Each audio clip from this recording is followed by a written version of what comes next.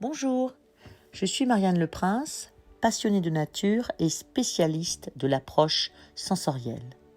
Je vous invite à découvrir Irma Benaroche, une autre passionnée qui vient de publier « Quand les arbres m'appellent » aux éditions Le Livre Actualité. Avez-vous déjà senti la présence vibratoire, énergétique que dégagent nos amis les arbres ? Irma y a trouvé une voie de guérison parmi eux. Oui, grâce à sa relation intime, puissante, de confiance qu'elle a tissée avec eux. Aussi, je vous invite à l'écouter maintenant. Bonjour, j'aimerais vous raconter pourquoi j'ai écrit un livre sur les arbres. Venez en forêt avec moi.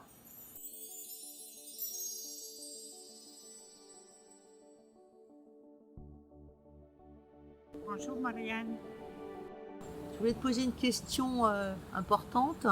Oui. C'est savoir comment ta passion, ta relation aussi intense avec les arbres, quand a-t-elle commencé ? En fait, je suis d'origine finlandaise et j'ai grandi en Finlande. Et donc, les lieux où on habitait, c'était toujours entouré de forêts. Et donc, c'était vraiment mon élément. Et je ne me rendais pas compte à l'époque comment c'était important pour moi et essentiel. Après, j'ai déménagé à Paris quand j'avais 26 ans. Et les forêts me manquaient énormément. Donc, j'ai commencé à visiter tous les parcs de Paris.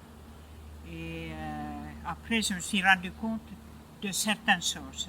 Qu'est-ce qui s'est passé après, Irma ? En fait, après un jour, j'étais tout simplement sur mon parking et j'avais un problème avec la voiture, donc j'étais penchée sur le moteur. Et quand je me suis redressée, il s'est passé quelque chose de très étrange. Ça veut dire qu'il y avait un tilleul à peu près de 30 mètres de là, et c'était comme s'il m'avait inspiré d'un coup. C'était très fort, c'est comme une inspiration vers l'arbre, et après il me rejetait. Et donc je me suis dit, j'étais complètement, pas choquée, mais j'étais complètement étonnée et surprise. Comment c'était possible que l'arbre, elle m'aspire comme ça et me renvoie. Et donc, à partir de ce jour-là, j'ai commencé à comprendre que les arbres, c'était pas seulement l'arbre, la forêt, mais que c'était vraiment des êtres sensibles qui avaient des particularités, qui avaient des facettes que je connaissais pas du tout. Donc, c'est là que j'ai commencé un peu mon cheminement avec les arbres. Et en fait, après cette expérience avec le tilleul, j'ai commencé à explorer un peu plus les arbres. Je les touchais timidement, j'ai essayé de sentir leur énergie et petit à petit, ça devenait vraiment plus profond, le contact. Je me rendais compte d'abord que les arbres étaient chacun différents, qu'ils avaient leur personnalité et que ils me faisaient vraiment quelque chose. Il y avait certains arbres avec lesquels j'avais plus d'affinité que d'autres.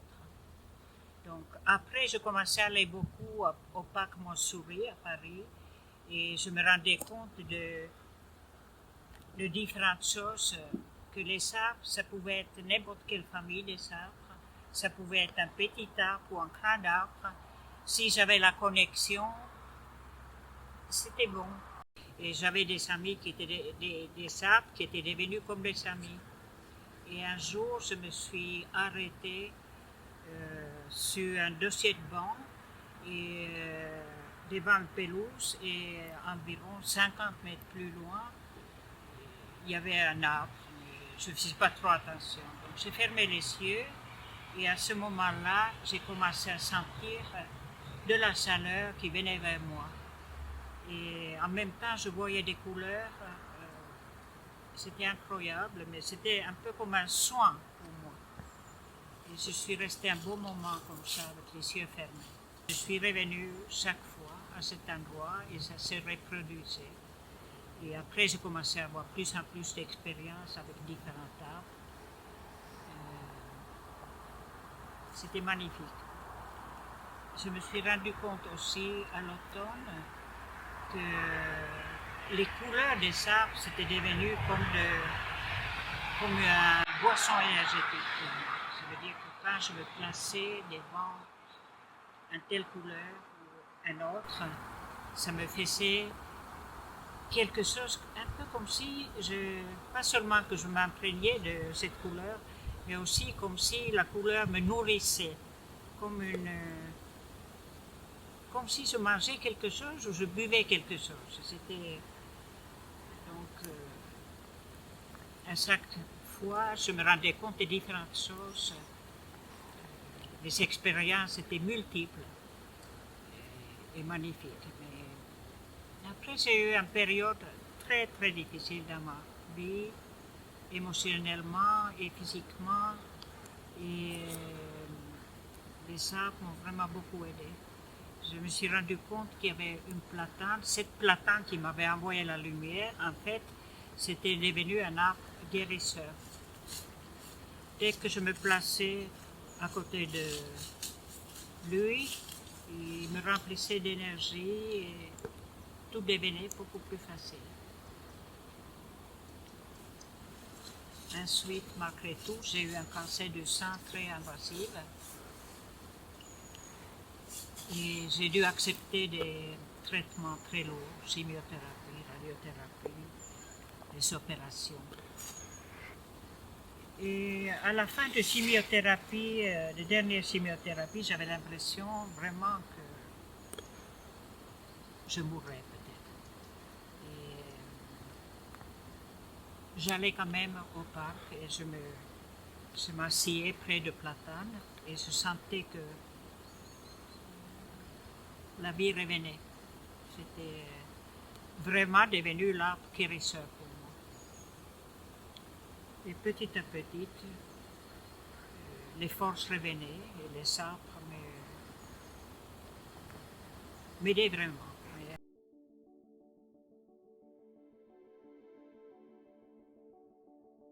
Quand on regarde les couleurs comme ça,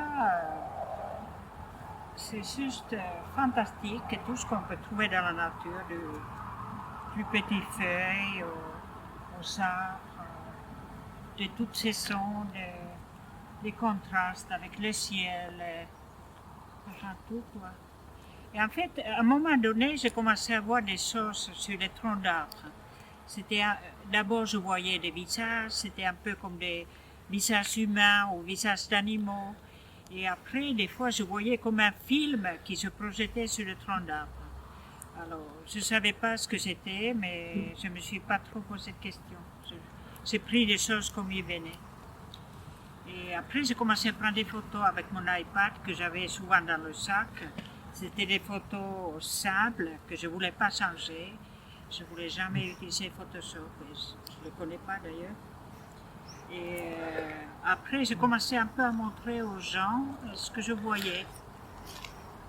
Et du coup, les gens aussi ont commencé à voir. C'est devenu contagieux. Et j'ai décidé que tout ça, ça devait rester dans la simplicité. Et que chaque personne vit des choses différemment avec les arbres et avec la nature. Donc, on n'a pas un modèle à donner ou des recettes. C'est juste chaque vécu est un peu différent. Donc, après, je me suis dit, j'ai des amis qui m'ont dit, mais pourquoi tu ne feras pas un livre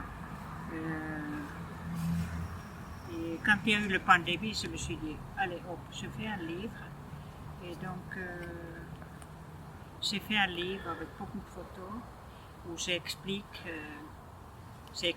tout simplement mon évolution et mon cheminement avec les arbres. Et je me suis dit, c'est important de montrer comment les arbres, c'est pas rien, c'est vraiment quelque chose qui, pas seulement que c'est important pour nous, parce qu'on ne pourra pas vivre sans les arbres, c'est notre capital pour la future. Et donc, incompréhensible pour moi qu'on puisse couper avec la main facile des arbres de jardin ou des arbres de résidence ou C'est vraiment un arbre, pour que ça devienne adulte, ça prend 30 ans, 40 ans, 50 ans et plus. Et on connaît tous les effets que les arbres ont sur nous et qu'on a besoin de ça pour survivre.